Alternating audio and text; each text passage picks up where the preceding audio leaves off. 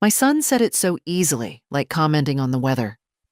"You're not a priority anymore, Mom." Just like that. No pause, no shame, no hint of what I'd meant to him for 45 years.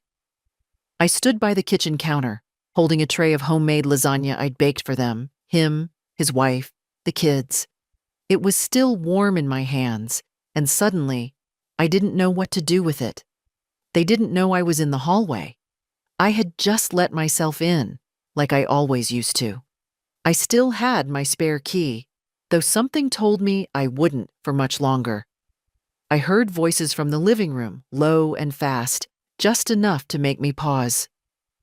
"Your mom is too much," Sandra was saying, her voice tight. "Dropping by unannounced, bringing food we didn't ask for. It's like she wants to move in." "I know," Jeff replied, "but I've told her. She's not a priority anymore. We've got our own life. She needs to back off." Not a priority. I stood there for a few seconds, unsure if my knees would hold. Not busy, not overwhelmed. Just not a priority. I quietly opened the front door and stepped back outside, making sure it clicked softly behind me. The lasagna I left on the front steps. The drive home was silent. No music, no radio. Just the sound of my own breathing and the occasional creak of the old Volvo. The same car Jeff had begged me to buy him 12 years ago for college. I'd bought it, of course. That and everything else. Back in my kitchen, I made myself a cup of tea. The kettle whistled like it always had. Nothing had changed, and yet, everything had. I sat at the little round table with the chipped edge and stared at the wall. There were pictures on it. Jeff at age 4, grinning without front teeth. Jeff at his high school graduation with me beside him, my hand tight on his shoulder. Our family vacation to Cape Cod in 1996. All of it. Mine. My moments, my sacrifices, my pride. I raised him alone. His father left when Jeff was 10. I never blamed the boy. I worked 2 jobs, sometimes 3. I saved for his education. I helped with his first mortgage. I looked after his kids when Sandra went back to work. I never asked for anything in return. Not a thank you, not a card, not even a proper seat at Christmas dinner. But I never expected that I'd become invisible. I didn't cry that night. Not yet. Instead, I opened the drawer where I kept my financial files. I hadn't looked in there for months, maybe years. Old check stubs, bank statements, a folder labeled Jeffrey. I had written his name in careful cursive. There were receipts, private school fees, camp payments, orthodontist bills, the down payment for their current house. Over $180,000 in total, I realized, flipping through. I never saw it that way before. I didn't give him money. I gave him peace of mind, freedom, opportunity. And now I wasn't even a priority. I didn't sleep that night. I moved from the chair to the window and back again. I thought about all the times I swallowed small humiliations for the sake of family harmony. About how Sandra never looked me in the eye. How the kids didn't know my birthday unless it popped up on Facebook. How Jeff hadn't hugged me properly in years. I thought about the will, too. My house was modest but paid off. I had some investments left from my years at the clinic and my husband's pension. Nothing extravagant, but enough to make a difference. Especially to people like Jeff, who always had a need. But now, I wasn't a priority. So maybe it was time I made some changes. Quiet ones, like I'd always made. But this time, not for them. For me. I woke early the next morning without needing an alarm. My body was restless, as if it hadn't forgotten what happened the night before. The words echoed again before my feet even touched the floor. "You're not a priority anymore." I sat on the edge of the bed for a long time, watching the light stretch across the carpet, the kind of pale morning sun that used to feel peaceful. Today, it only showed me dust in the corners and how thin my patience had become. I made coffee. Not the fancy kind Jeff and Sandra drink, but the instant one I've always kept in the tin. A teaspoon, boiled water, a splash of milk. The mug warmed my hands, but not much else. When the cup was empty, I walked to the secretary desk in the living room, the one that used to belong to my mother. I opened the main compartment and pulled out the brown envelope where I kept what I called my emergency list. It wasn't really for emergencies. It was a habit I picked up after Jeff left for college, just a way to keep track of where the money went. I laid the documents out on the table, one by one. $3,200. Car loan co-signed in 2010. $11,000. Sandra's certification course, paid in 3 parts. $7,850. Braces for Madison, their eldest. $5,000. Temporary help for Jeff's business plan that never got off the ground. $28,000 down payment for the house. Another $9,600. Monthly contributions to the kids' school fees for 4 years. And that was just the visible part. There were unrecorded things too. Groceries, gas cards, birthday money from Santa. I had told myself every time, this is what family does. This is what love looks like. But love, I'm learning, has another side. One I'd ignored for too long. The mail came mid-morning.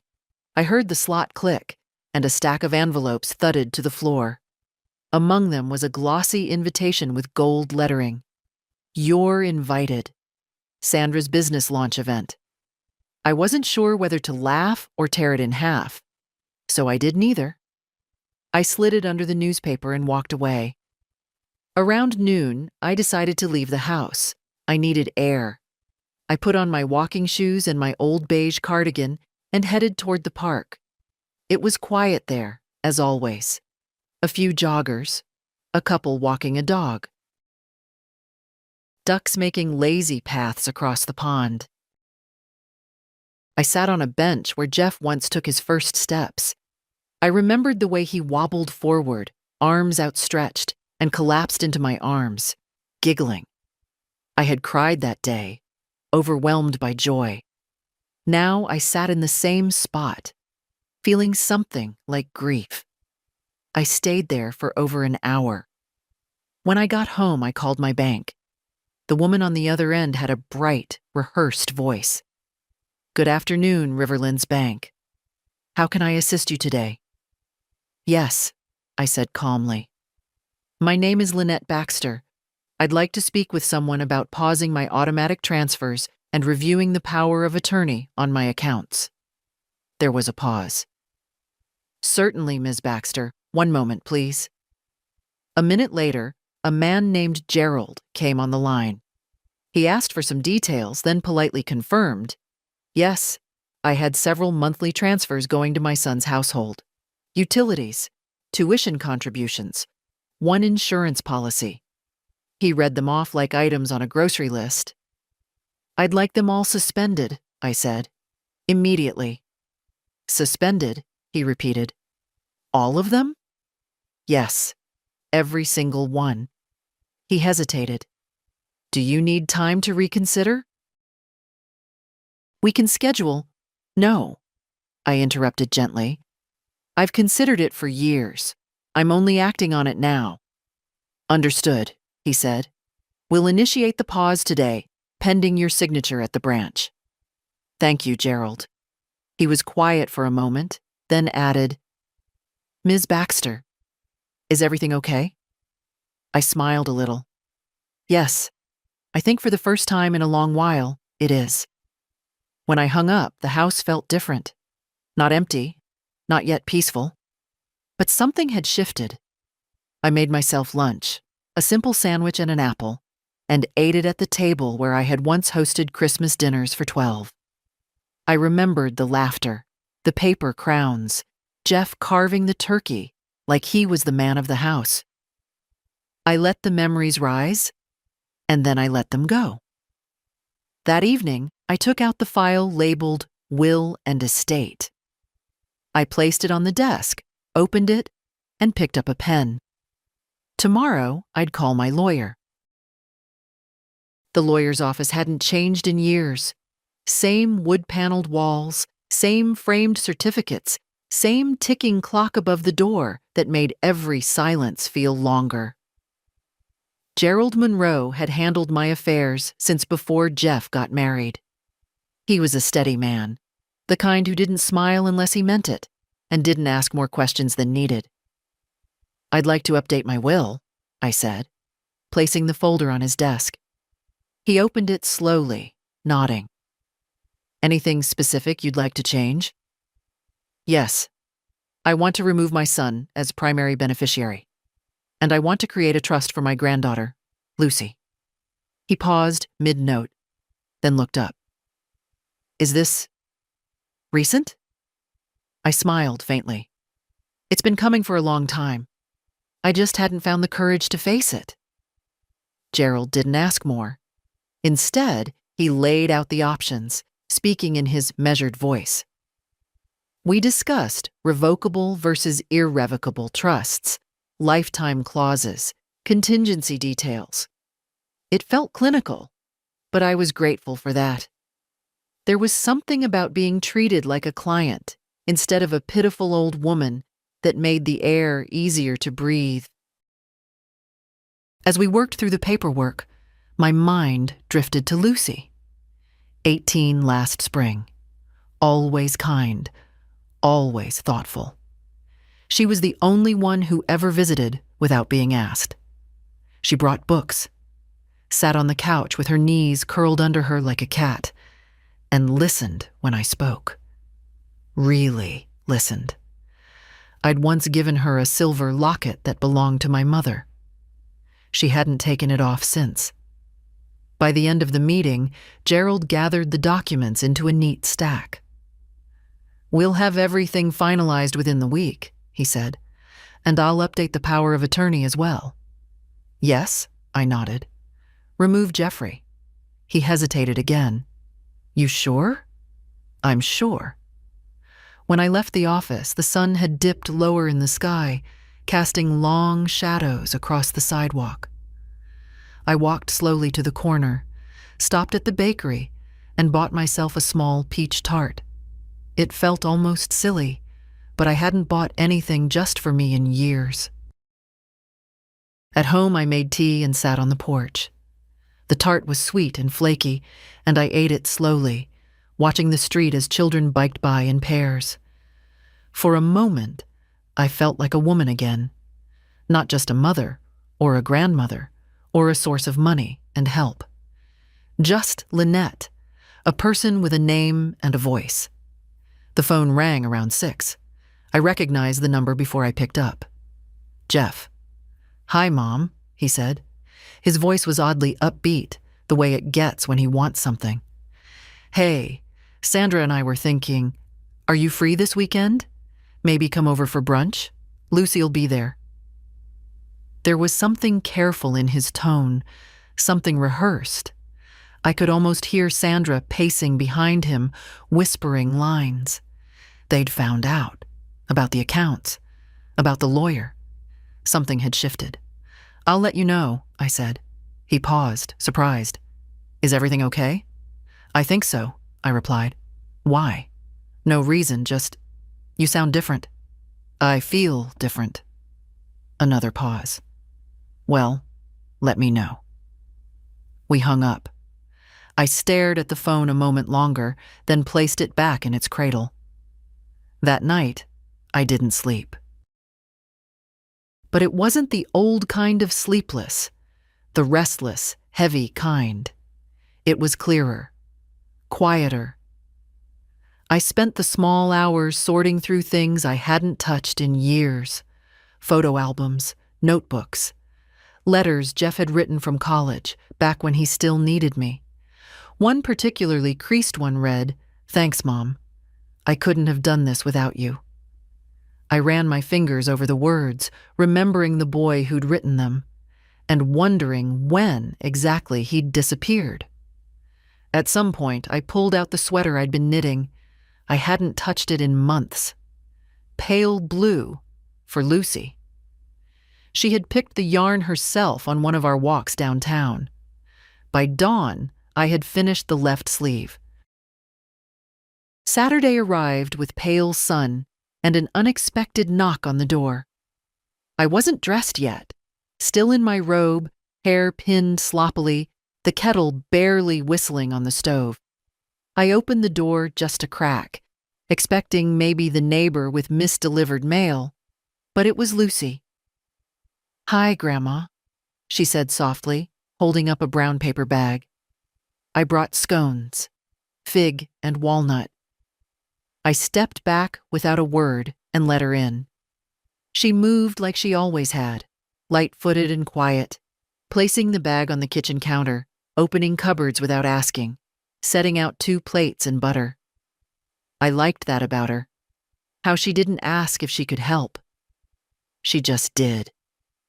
We sat at the kitchen table as the steam from my tea curled into the morning air. "I heard," she said after a long silence. I didn't ask what. "Dad came home from work yesterday, fuming," she went on. "Something about your grandmother freezing the accounts and overstepping. He was pacing around like someone stole his keys." I took a slow sip from my mug.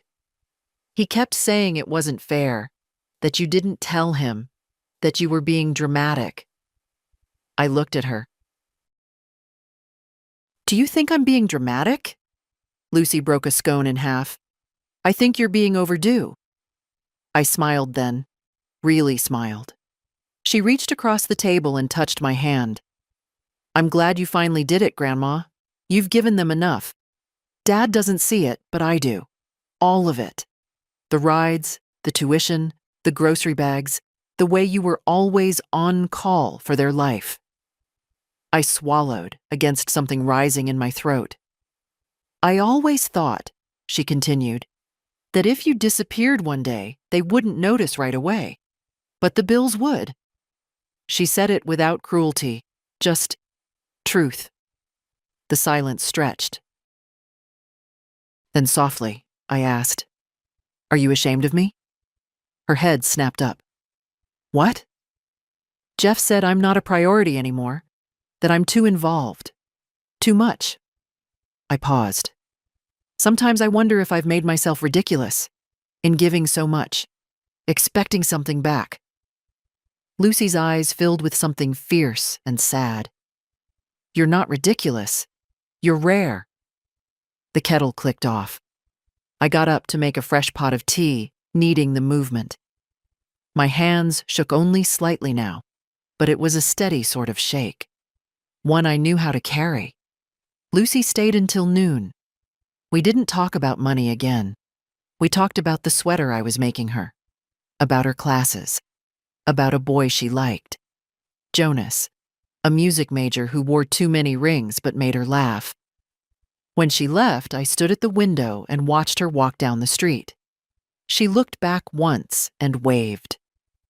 That small gesture filled me more than 100 brunches ever could.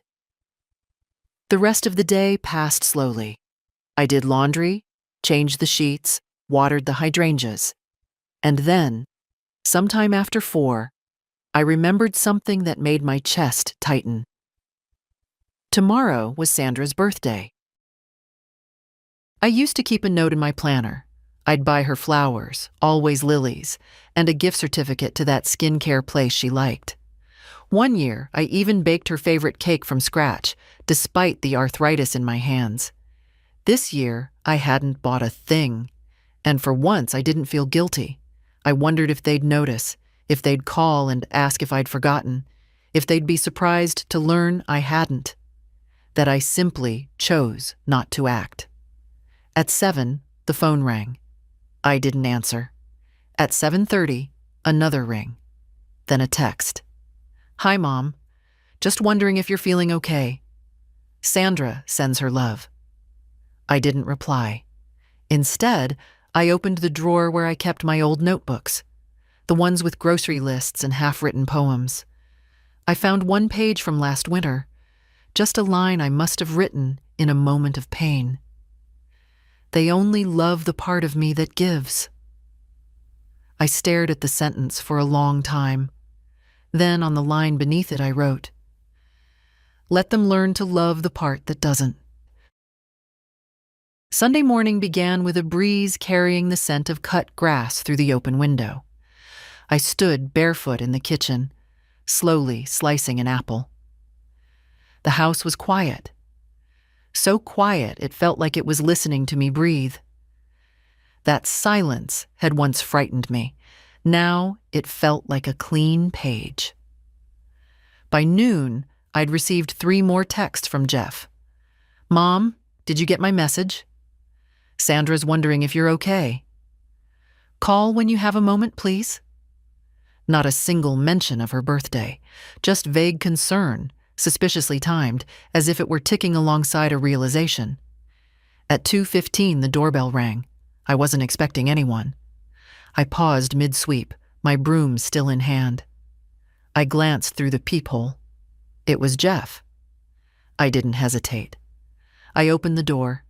He stood there with a strange mix of confidence and discomfort, wearing his weekend sweater and that faintly furrowed brow he'd had since childhood, whenever he rehearsed lines in his head. "Hi," he said. "Hi. I was in the neighborhood." Of course he was. I stepped aside. "Come in." He walked in like someone used to the space but not quite at home in it anymore. His eyes darted toward the kitchen, then the hall, as if scanning for signs of disorder or drama. "You've been quiet lately," he said, as he sat down at the dining table. "I've had a lot to think about." He cleared his throat. "Look, if this is about what I said—" "It is," I interrupted gently. "But not just that." He blinked. "It's about years of giving," I continued. "Of showing up, paying, organizing, bending backward to be useful, and slowly watching myself disappear in the process." He sat back, arms crossed loosely, not defensive yet, but not open either. "I didn't do it to be owed," I said. "But I thought, somewhere deep down, that love would make room for me." Jeff looked down at the table. A tiny chip in the wood caught his gaze. "Sandra's been tense," he muttered. "It's been a hard year. And I understand that. I've understood that every year since you were born." His jaw tensed. "Jeff," I said, "when you told Sandra I wasn't a priority, you weren't saying something new. You were naming a truth that's been growing between us for a long time." He didn't speak. I leaned forward, elbows resting gently on the table. "You wanted to know why the accounts were frozen, why the payments stopped. It's because I needed to find out what part of our relationship existed without them." He looked up then. His eyes were uncertain. "And?" he asked quietly. I smiled, not bitterly, but not with warmth either. "We're about to find out." We sat in silence. The kind of silence that isn't awkward, just full. Heavy with things we hadn't said in years. "Lucy told me you changed your will." "Yes." He nodded slowly, a long breath leaving his chest. "And you gave her the trust." "Yes." Another pause. "She's young," he said.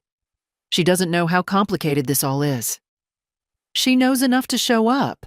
She knows enough to ask how I'm doing without asking for anything." I could see his mouth twitch, like he wanted to argue but couldn't find solid ground. He stood suddenly, pushing back the chair. "Okay," he said. I wanted to say I didn't mean it the way it sounded. "Jeff," I said gently, "you did." He looked at me, then, not as a child looks at a parent, but as a man looks at a person he doesn't quite understand. "I'll call you," he said. "You always say that." He hesitated at the door. Can I still come by?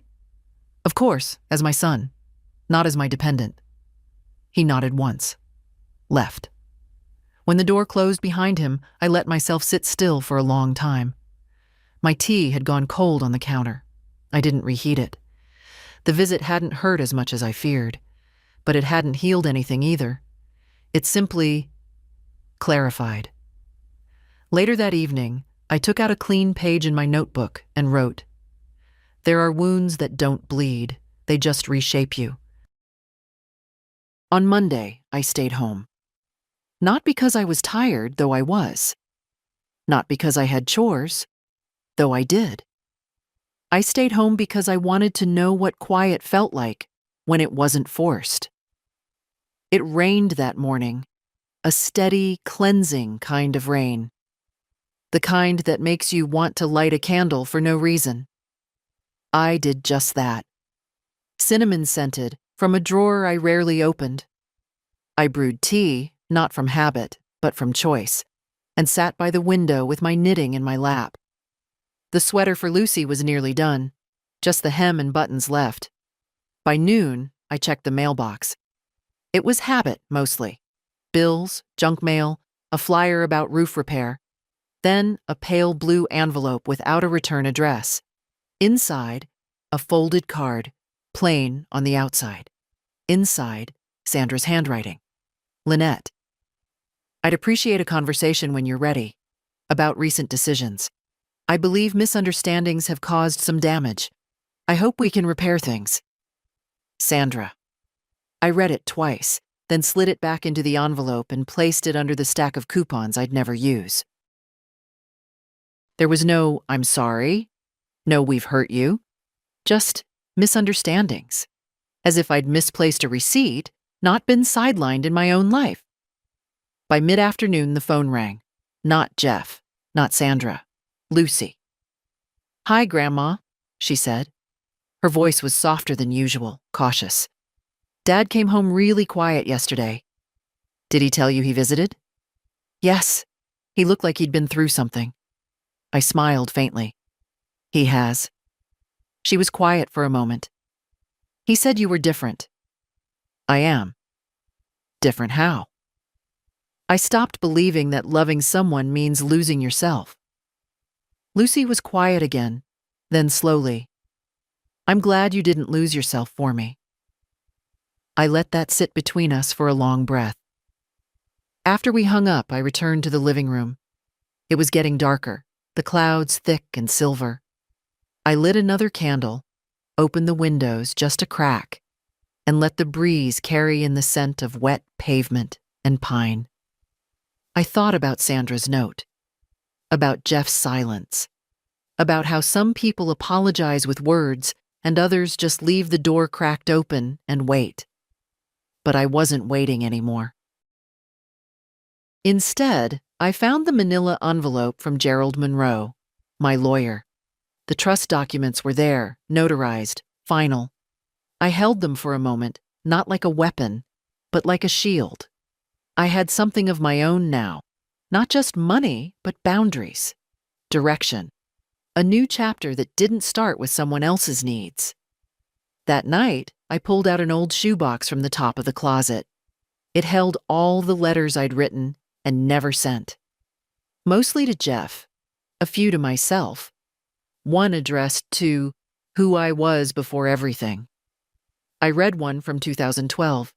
Jeff had just taken out a second mortgage. I had covered it.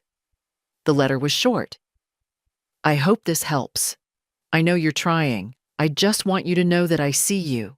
I still remember when you couldn't tie your shoes. I'm proud of you. Always. Mom."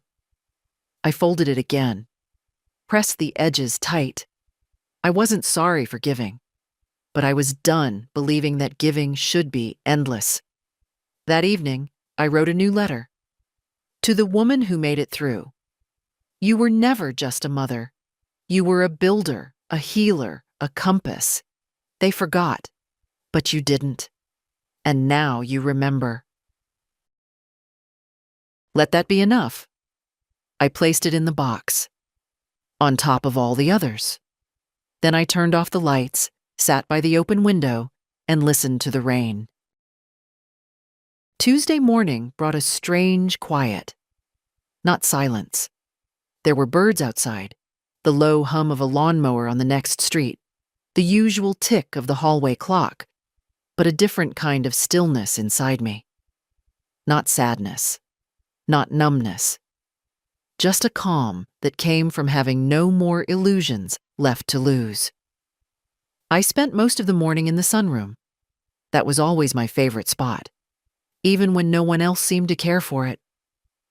The windows faced the backyard, and the garden I once kept with such care had grown wild over the past few years. Jeff used to say we'd hire someone to maintain it. He never did. I liked it better now, in truth. Overgrown, unruly, free. I was pruning dead leaves from a potted fern when the doorbell rang again. Not Jeff, not Lucy, Sandra. I opened the door without expression. She stood there in a navy blazer and shoes that looked expensive and uncomfortable. She held a white paper bag in one hand. "I brought scones," she said, "from that bakery you used to like." I stepped aside. She walked in slowly, carefully, like someone entering a museum. Her eyes scanned the house, not judgmental, but observant. It had probably been 3 years since her last visit. "I didn't come to argue," she said, placing the bag on the kitchen counter. "I just thought, maybe we could talk." I didn't offer tea, didn't ask her to sit. She cleared her throat. "Jeff's been upset. I think he's trying, but he doesn't always know how." I nodded. "Neither do I some days." Sandra hesitated. "I read your note, the one in the will documents. Lucy showed me. That startled me. I didn't know she asked me to read it," Sandra said quickly. "She said I needed to." We stood in silence. She looked smaller than usual, or maybe I just wasn't shrinking anymore. "I know I haven't made you feel welcome," she said after a moment. "I was never good at that. I didn't grow up with closeness. I never knew how to share space with someone who doesn't expect anything." "I didn't expect anything at first," I said. "Just to be included." Sandra looked down. "That's fair." She reached into her bag and pulled out a folded piece of paper, a note in her handwriting. "I wrote this last night. Not because I think a letter fixes everything, but I thought maybe you deserve to see me try."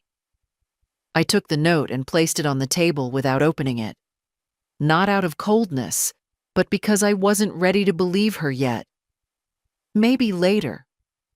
"I'm sorry," she added, voice thinner now, "for all the small ways I made you feel less." That stayed with me. For all the small ways.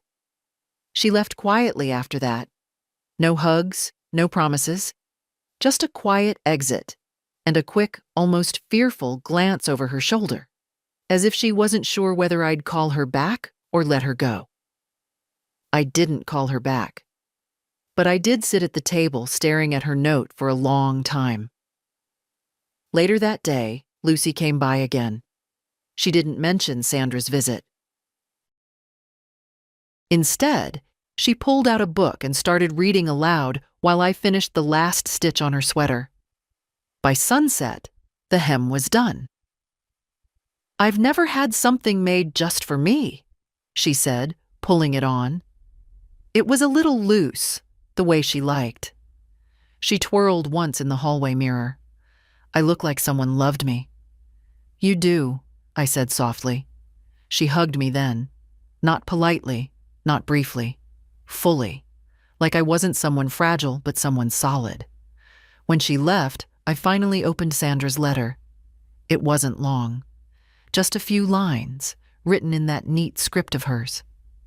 "I think I've been afraid of you, of needing you, of being reminded that I didn't build this family alone, but you were always there. And I see now that it wasn't your presence that overwhelmed me. It was your grace. and how little I offered in return. Wednesday was the day I usually drove to the grocery store on Maple and Fifth, a small place where the staff still remembered my name and packed bags with care. But this time, I stood in the aisle by the cereal longer than usual, staring at a box of granola Jeff used to like. I used to buy 2 at a time, one for me, one for their pantry. I put it back on the shelf. When I came home, I found an envelope tucked into my screen door. My name, in Jeff's handwriting. No stamp, no address. Just paper, folded by a hand I knew better than my own. I didn't open it immediately. I left it on the hall table, beside the lamp he broke when he was 9, and glued back together with glittery school glue. Instead, I made soup. Potato leek. It was the one Lucy always asked for in winter, though it was mid-spring now. I diced slowly, methodically. Every sound in the kitchen, the knife, the simmer, the quiet hum of the fridge, felt louder than usual, like the house was breathing again. After dinner, I sat at the dining table with the envelope in front of me. I opened it. "Mom," it began, "I've been thinking a lot about what you said and about what you didn't. I want to explain, but I'm afraid explanations sound like excuses, and I know you've had enough of those." He was right.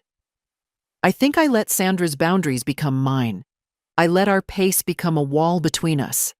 I told myself I was protecting you from tension, but I was just making room for my own comfort. I failed you there. There was a part of me, still small, still bruised, that wanted to cry at that. But I didn't. I miss being your son. I mean really being your son. Not just the person who calls twice a month or shows up when he needs help. I've been thinking about when I was little and how safe I felt around you. That safety didn't come from money or meals. It came from you never withholding anything. Not your time, not your concern, not your love. And I've withheld everything in return. That line stopped me. I read it again. I want to rebuild something with you.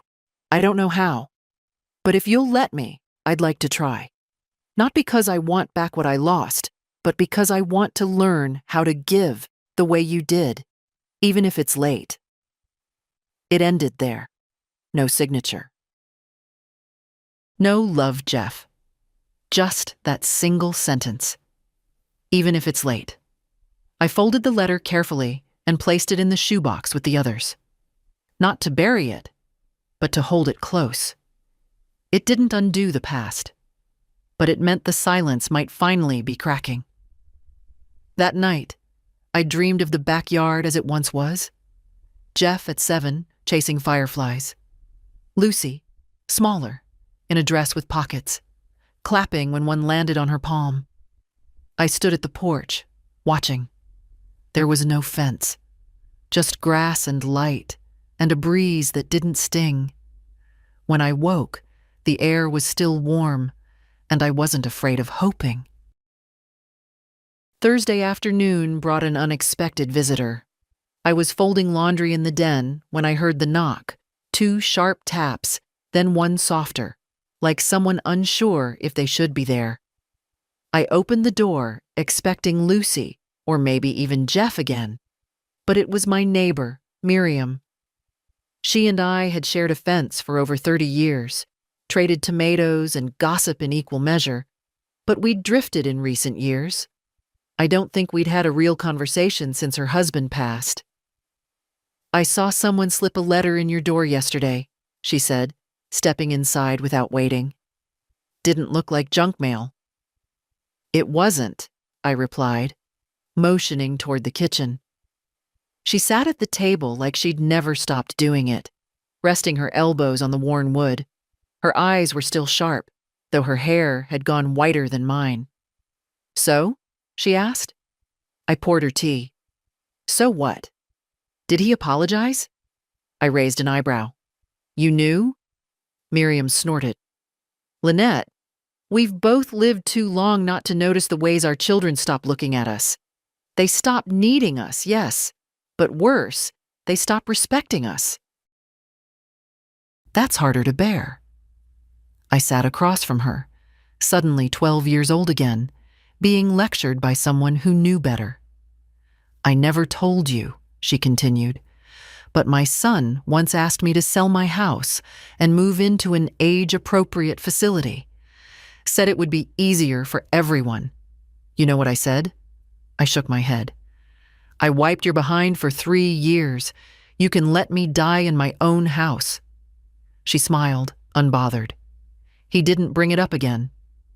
I laughed, the first full laugh in days. It felt strange on my face. She leaned forward, her voice softer now. You did the right thing. Whatever it was. You did it. I saw it in your eyes. You're not shrinking anymore. I felt something settle inside me then. A confirmation. Not that I was right, but that I was real. Seen. Not ridiculous. Not dramatic. Just a woman who finally stepped into her own life again. After Miriam left, I pulled on a cardigan and went out back. The garden was overgrown, yes, but parts of it still bloomed. I knelt slowly, my knees protesting, and cleared a patch of wild grass around the lilies. They were stubborn, those flowers. Coming back year after year, no matter how neglected. I was brushing dirt from my palms when I saw Lucy standing by the fence. Need help? She called. She climbed through the gate without waiting for an answer, carrying 2 mugs of lemonade. We sat on the porch steps, sticky from the spring air, watching the light stretch long across the yard. Dad told me you read the letter, she said quietly. I nodded. She didn't ask what I thought. She just waited. He's trying, I finally said. I don't know if it's enough, but it's more than nothing. Lucy turned her mug in her hands. Sometimes people start late. Doesn't mean they shouldn't still be allowed to start. I looked at her. She had that same tilt in her head Jeff used to have when he was her age, that blend of doubt and hope. Did I give too much? I asked, more to the sky than to her. Lucy didn't answer right away. Then, slowly, you gave what you had. That's not the same as giving too much. We sat there until the sun dipped low. Before she left, Lucy kissed my cheek and said, "You're my blueprint, Grandma."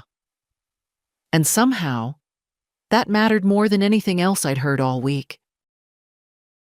Friday started like most days. Tea, the crossword, slippers I refused to replace. But something felt different. The air in the house was lighter. Or maybe it was just me. I hadn't slept well, but I didn't feel tired. There was something under my skin, humming like a quiet current. Anticipation, perhaps, or preparation. At 9 o'clock, the doorbell rang. Jeff again. He stood with a cautious smile, holding a paper bag. "Coffee and muffins," he said. "From that place on Sycamore you used to like." "You remembered," I said. He winced a little. "Lucy reminded me." I let him in. He moved slower this time, as if careful not to impose. He glanced at the furniture like it might have changed since his last visit. It hadn't, but something in him had. "I've been thinking," he said as we sat down, "about how you must have felt these past few years." I didn't interrupt. He needed to say it his way. "I think I took you for granted," he continued. "Maybe I thought you'd always be there. And maybe I didn't want to face how much I still needed you." He paused. "I know I said you weren't a priority, and that was cruel." It wasn't even true, not really. It was just convenient. I looked at him, really looked. He wasn't the boy I raised, but he wasn't quite the man I'd grown distant from either. Somewhere in the middle, trying to choose who he wanted to be. "I want to start showing up," he said. Not for money. Not when things fall apart. Just because you matter to me. I didn't respond right away. I broke the muffin in half. Lemon poppy seed. The kind I used to bake on Sundays when he was little. You don't get to make a speech and erase the last decade, I said gently. I know. But you can show up again. Quietly. Repeatedly. That's how trust gets built back. He nodded. His eyes were glassy. I poured him tea.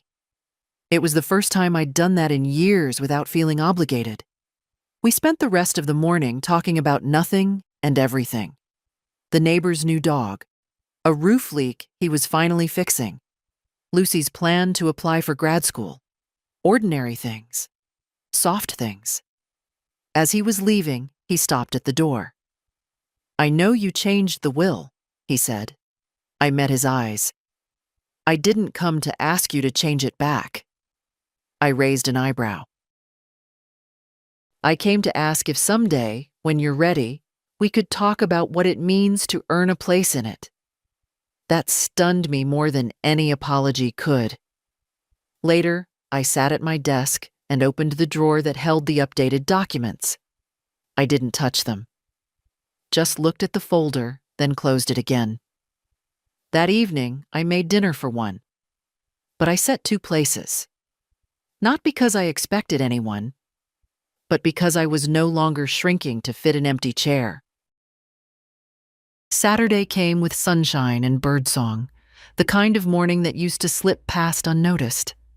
I sat on the back porch with my coffee, wrapped in the blue shawl I hadn't worn since Harold's funeral. I'd kept it buried in the bottom drawer for years, as if softness were something I wasn't allowed anymore. But today, I wanted it. I wanted to feel the weight of something that had once held me during sorrow, and now, quietly, was holding me through something else. Around 10, Lucy arrived. She carried a small cardboard box. "Photos?" she said, grinning. "We're doing a slideshow for my final project, and I figured you might have the best ones." I let her in, and we sat cross-legged on the living room floor like she was 6 again. She opened the box and began sorting. Me holding baby Jeff. Jeff in a Halloween costume too big for him. Harold in his paint-stained jeans by the old shed. "Grandma," she said, holding up one photo. "Who's this with you?" It was me. Hair longer, smile tired but soft. Standing beside a younger woman in a nurse's uniform. "That's my friend Alma," I said. "We trained together. She moved away years ago." "Arizona, I think. You looked happy." I was tired, but yes, happy. Lucy stared at the picture. "You were a whole person before Dad and I, huh?" That made me laugh. "Yes, I was." She paused. "I forget that sometimes." "Most people do. That's why you have to remind them. Gently. Firmly." She nodded. We spent 2 hours flipping through memories. When she left, she hugged me the same way she had before. Tight and certain. Later that day, I went to the closet and pulled out the box labeled Old Correspondence. I hadn't opened it in years. Inside were letters from Harold, postcards from Alma, thank you notes from patients I'd helped as a nurse. I read one from a woman named Patricia, dated 1989. "You sat with my mother when no one else would. You gave her peace. I'll never forget it." I pressed the card to my chest. I had forgotten that version of me, the one who wasn't a mother or a bank, just a steady hand in someone else's storm. That night, after dinner, I received a text from Jeff. "Would you be okay if I came by tomorrow morning to help in the garden?" I stared at the screen. Not, "Can you help me?" Not, "I need something." Just, "Can I help you?" It was simple, small, but it mattered. I replied, "Bring gloves. The lilies are stubborn this year." I turned off the lights early and sat by the window. Outside, a soft wind stirred the branches, and somewhere, an owl called once, then fell silent. I thought about what it meant to be needed, and what it meant to be chosen instead. Sunday morning arrived crisp and bright, the kind of light that makes even dust look gentle. I was already outside when Jeff pulled up, knees in the dirt, wide-brimmed hat shading my face, garden gloves caked from the early digging. He stepped out of the car with a pair of his own gloves, and for once, he didn't look like a man about to do something uncomfortable. He looked like a son. "I brought mulch," he said, lifting 2 bags from the trunk. "Figured it was overdue." I didn't comment on the gesture. I just nodded and pointed to the patch near the fence. We worked side by side for nearly an hour. No music, no small talk, just the occasional instruction, "That one's not a weed," or "Be careful by the roots." I was surprised by how quickly we fell into rhythm. His hands, though less practiced, moved with effort. He didn't ask to be praised. He didn't check his phone. When we paused for water, I handed him a glass and sat down on the porch step. "Remember when you planted a row of carrots and forgot to label them?" I asked. He smiled. "I thought they were weeds and yanked them out." "You cried for an hour." He laughed, wiping sweat from his brow. "You let me believe for weeks that they just hadn't sprouted yet. I didn't want you to feel like you'd failed."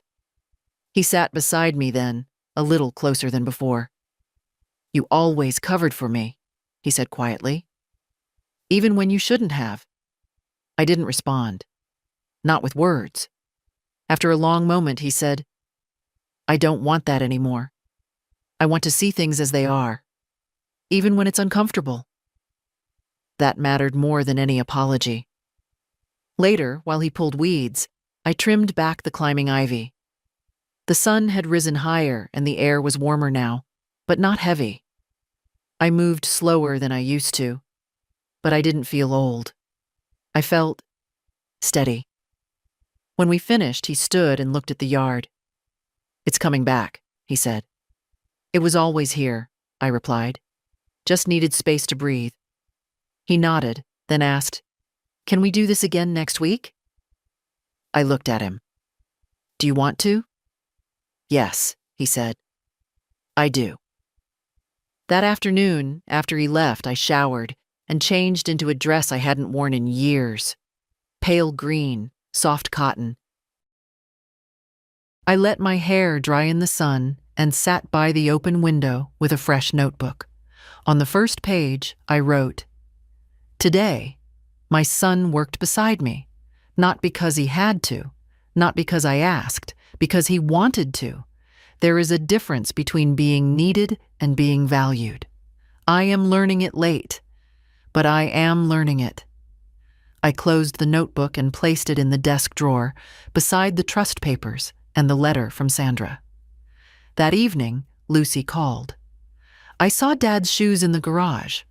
Muddy," she said, teasing. "He helped in the garden," I told her. She was quiet for a beat. "Good. I think he needed that." So did I. We talked for a while, nothing deep, nothing dramatic, just enough. Before we hung up, she said, "Grandma?" "Yes?" "I think you're becoming someone new." "No," I said. "I think I'm becoming someone I used to be, before I forgot myself." Outside, the light faded. The lilies by the fence caught the last of it, bent but blooming. Monday came with quiet purpose. I spent the morning in the attic, something I hadn't done in years. The ladder creaked under me. Dust floated thick in the sunbeams, and boxes lined the walls like old friends I'd once known and stopped calling. I wasn't sure what I was looking for. Maybe nothing. Maybe just proof that my life had roots. I found a box labeled Jeff School. Inside, spelling bee certificates, A pinewood derby car, drawings of lopsided houses labeled home. I sat cross-legged on the floor, holding one crayon portrait. 3 figures, hand in hand. One was clearly me, short hair, triangle dress. One was Jeff. The third was Harold. Jeff had drawn him in, even though by then Harold was already gone. Children draw what they wish for. Under the papers, I found a birthday card I didn't remember receiving. It was signed, "Thanks for everything, Mom." I know I don't say it enough. No year, no envelope. Just that. I held it carefully. It wasn't everything, but it was something. Downstairs, the phone rang. I let the machine catch it. Miriam's voice filled the room. "Lynette, I'm heading to the community center later. There's a legal aid talk. You mentioned reviewing your documents. Let me know if you want to come." I didn't need advice, but I appreciated the offer. People were beginning to see me again, not as fragile, not as a shadow in her own house, as a person. That afternoon, I opened the trust folder. Everything was in order. Lucy's name was clear, firm. There were clauses for healthcare, contingencies, timelines. I had done it carefully, but now I wanted to do one more thing. I called Gerald, my lawyer. "I'd like to add a clause," I told him. "An addendum." He asked what kind. "A letter," I said. "Not legal, just personal. I want it attached to the documents. Something Lucy will read one day, not now. Later, when it matters." He didn't ask questions. He just said, "Bring it in when you're ready." So I wrote, "To Lucy, you have my name, my voice, my quiet. You have my strength, though you may not always feel it. I want you to know that none of this home, this choice, this legacy, is meant to burden you. It's meant to remind you that you were always the one who saw me whole. When others took pieces, you stayed soft." And from that softness, I found something stronger than I knew I had. Keep choosing love that costs nothing and set boundaries where love expects payment. And never, ever forget that you were my turning point. Not because I gave to you, but because you gave back. I signed it with my full name. Not Grandma, not Mom, just me. That night, I sat by the window again. No candle this time. No pen. Just the sound of wind in the trees and a feeling I hadn't had in years, like I was ready. Not to let go, but to move forward. Outside, the garden was growing wild and green, just the way I liked it. A little tangled, a little stubborn, but alive. Tuesday came with soft skies and a breeze that smelled like lilac and something older, like a memory you didn't know you still had. I woke early, not from restlessness, but from something quieter. Readiness. There was nothing I needed to do, and yet I dressed with care. A long skirt, a pale blouse, small earrings I hadn't worn since Lucy's middle school graduation. I was sipping coffee by the window when the doorbell rang. Not a visitor this time, a delivery. A small box with my name and no note. I brought it inside, set it on the table, opened it slowly. Inside was a photo framed. Jeff, maybe 10 years old, sitting on my lap, both of us mid-laugh. A real laugh, not posed. I didn't remember the photo being taken, but I remembered the moment. The way he leaned into me, like he still believed I could fix everything. There was something else beneath the frame, a folded piece of paper. I unfolded it. Found this in a drawer I hadn't touched in years. I wanted you to have it. Not because it makes up for anything, just because it's real. And I think we both need real. No signature, just that. I sat for a long time with that photo in my lap. My fingers curled around the frame like it might shatter. I didn't cry, but my breath caught once, and I let it. Later that day, I decided to make dinner. Not because someone was coming, not to prove anything, just for the joy of it. I roasted chicken, made biscuits from scratch, even pulled the preserves from the back shelf that I'd been saving for years. The house smelled like something warm was healing. At 5, the phone rang. "Hey," Jeff said. "Lucy and I were wondering, would it be all right if we stopped by? Just for a bit. We won't stay long." I looked at the 2 place settings on the table, then at the pot on the stove. "You'll stay for dinner," I said. "I've made too much." There was a pause. Then, "Okay, thank you." They arrived an hour later, both carrying something. Jeff had a basket of fresh herbs. Lucy brought a notebook and handed it to me. "I've started writing about you," she said, cheeks slightly pink, not as a character, as a presence, a constant. I didn't know what to say, so I just held it. Dinner was simple, quiet, good. We didn't speak of the will or money or the long shadows between us. We talked about food and books and the garden. Jeff asked how I got the biscuits so light. I told him it was just cold butter and not overthinking. Afterward, Lucy helped with the dishes, humming softly. Jeff stepped out to the porch. When I joined him, he was standing with his hands in his pockets, looking out at the yard. "You ever think," he said, "that maybe we both forgot how to reach for each other?" I didn't answer right away. Then, we didn't forget. We just got tired of reaching without being met. He nodded slowly. "I want to be better at that." "You are, Jeff. You're starting to be." He turned toward me, something close to peace in his eyes. "I know I've lost things," he said, "and I know I don't get to claim them just because I've changed my mind. But if you ever feel like there's room again, I'd be grateful." I looked at him, this grown man I'd once bathed, fed, defended, and later distanced.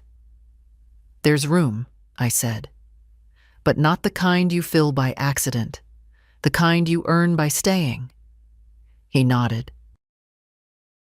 Before they left, Lucy hugged me like she always did, whole, full, without reservation. Jeff hugged me too. For the first time in a long time, it wasn't stiff or half-hearted.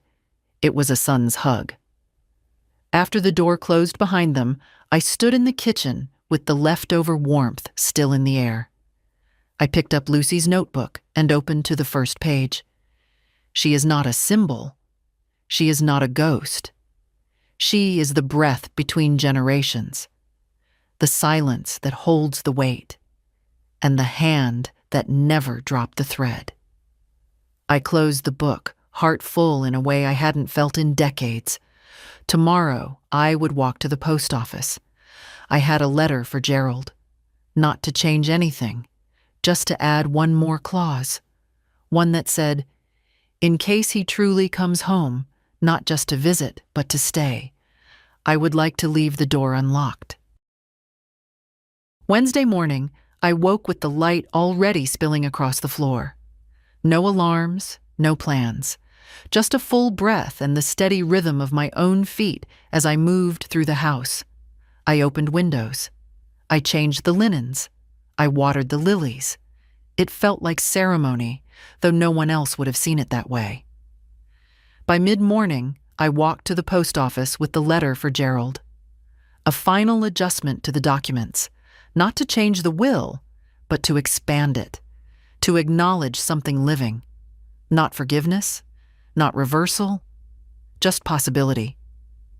The clerk behind the counter was young, cheerful, asked if I needed tracking. I told him no. Not everything needs to be watched. Some things you just send and trust they'll arrive. On the way home, I stopped at the corner cafe. I hadn't sat there in years. The waitress didn't recognize me, but she smiled kindly when I ordered. I took my tea outside, sat beneath the faded green awning, and watched the world pass. At the next table, two women about my age were talking quietly. One of them mentioned her daughter, the other her bad knee. I listened, not because I meant to eavesdrop, but because the sound of older women taking up space without apology felt like something holy. When I got home, I changed into gardening clothes and went out back. The yard was blooming now, not neatly, not perfectly, but fully. The hydrangeas had burst open.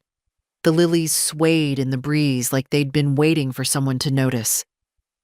I knelt beside them and dug my hands into the earth. I thought of the years I'd given and the ways I'd been erased. I thought of the silence I had swallowed, the dinners I had cooked for people who didn't say thank you, the moments I waited by a phone that never rang. And then I thought of Lucy, of her laughter, her notebook, her quiet presence. I thought of Jeff, not as the boy I raised, but as the man he was trying to become. And I thought of me, not as a background character, not as an obligation, but as a woman who had reclaimed herself in the second act. The sun was warm on my back. I didn't feel old. I felt rooted. That afternoon, I baked a cake, just a simple vanilla one. I frosted it with what I had, nothing fancy. I wrote one word on top, not with icing, but with a single line of blueberries. Still. Because I was. Still here. Still becoming. Still enough. That evening, I set the table for one. Not out of loneliness. Out of celebration. I lit a candle. I served a slice. And I wrote one last thing in my notebook. There comes a time when you stop asking to be seen and start seeing yourself. I am no one's second thought. I am not background music in someone else's story. I am the voice that kept singing when the room went quiet. To anyone reading this, if they forget you, remember yourself. If they love you only when you're useful, step back. If you've poured into others until you're empty, sit, rest, refill. You are not too late. You are not too much. You are not done. You're still. And if this story held something true for you, share it. Send it to the woman who needs to remember who she is. Leave a comment. Tag a friend. Let someone else feel seen. Because maybe they've been quiet for too long. And maybe today is the day they begin again.